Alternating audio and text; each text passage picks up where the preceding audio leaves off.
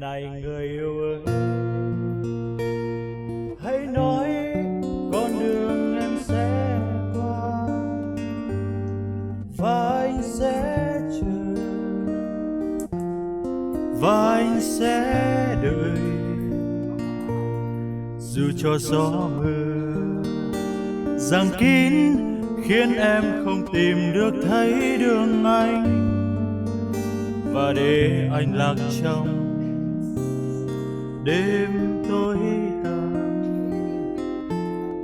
Này người yêu ơi, có biết anh buồn anh lẻ loi,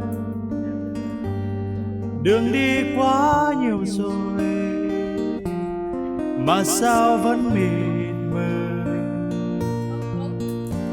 mà sao vẫn không tìm thấy lối ra con đường hạnh phúc đời anh. Giờ anh đã biết con đường đó chính là người yêu.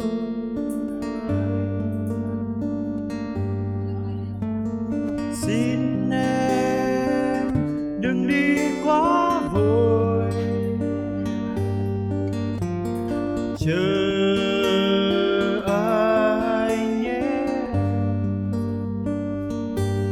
rồi ta sẽ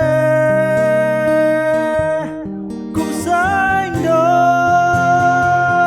Người yêu dấu hỡi, em mãi là mặt trời gạt đi bóng tối xót xa trong cuộc đời anh.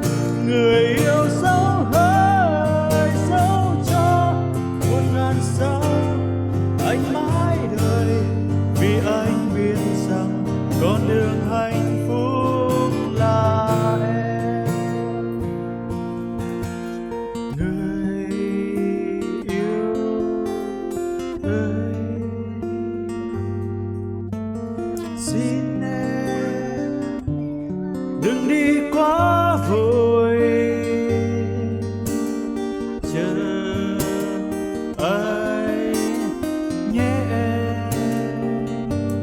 rồi ta sẽ cùng sánh đôi.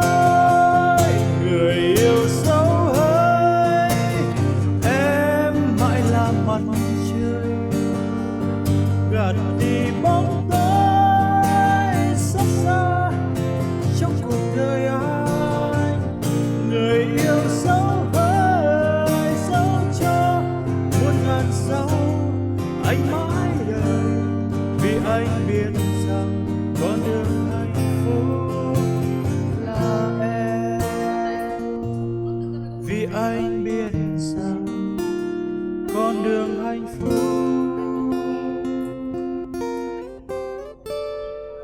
là